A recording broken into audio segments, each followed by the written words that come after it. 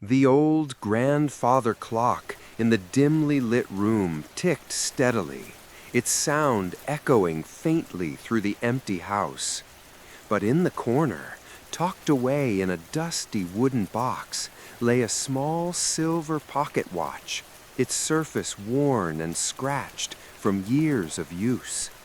This was no ordinary watch.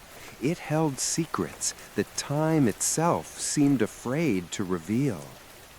James had inherited the watch from his late grandfather, a man he barely knew, but whose presence lingered like a shadow.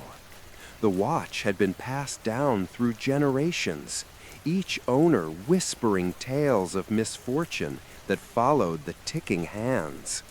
At first, James thought these were just old family stories, superstitions meant to scare children. But the moment he held the watch in his palm, he felt an eerie chill run down his spine. The watch had stopped. The second hand was frozen at exactly 11:11. That night, James lay awake, the silent watch resting on his bedside table. Outside, the wind howled softly, brushing against the windows like a distant warning. He couldn't shake the feeling that something unseen was watching, waiting. Suddenly, his phone buzzed. A message flashed on the screen, news of a terrible accident just miles from his home. His heart raced. The watch's hands didn't move. They were stuck on 11:11, the exact time the accident had occurred. Was it just coincidence, or was the watch more than just a relic? James didn't know yet, but one thing was certain: time was no longer on his side. James couldn't sleep. The weight of the watch's frozen hands pressed on his mind like a heavy fog. Outside, the night deepened. The wind whispered through the cracked window pane, carrying distant, haunting echoes. Faint voices, or maybe just the wind playing tricks. As the clock struck midnight, the silence shattered. The watch on his bedside table suddenly ticked once, a sharp, distinct sound that pierced the quiet room. Then it stopped again. The second hand remained stubbornly at 11:11. Compelled by an urge he couldn't explain, James reached for the watch and opened its delicate cover.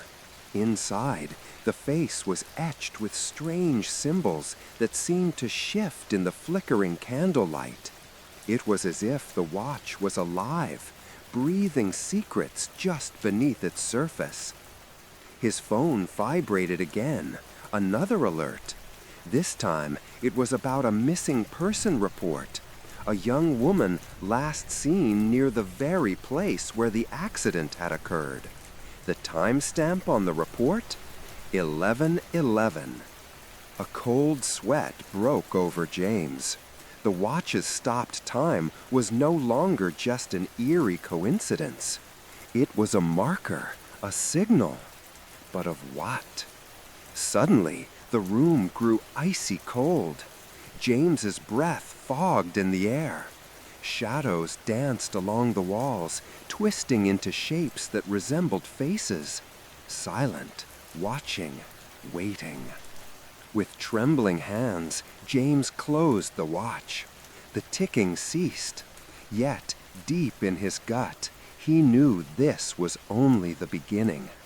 Time itself was trying to tell him something, and if he didn't listen, the consequences could be deadly. The next morning, the house was eerily quiet. James woke to the heavy stillness, the sunlight struggling to break through thick gray clouds outside. The watch sat on his desk, silent and cold. But something about it seemed different, almost watching. Determined to find answers, James grabbed his coat and headed toward the accident site. The streets were empty. the air heavy with the scent of rain and damp earth. Leaves rustled underfoot, whispering secrets carried by the wind. As he approached the old bridge where the crash had happened, James noticed a small crowd gathered, their faces tense and pale. They murmured in low voices, eyes flickering nervously toward the water below. Near the edge, a police officer was handing out flyers. James stepped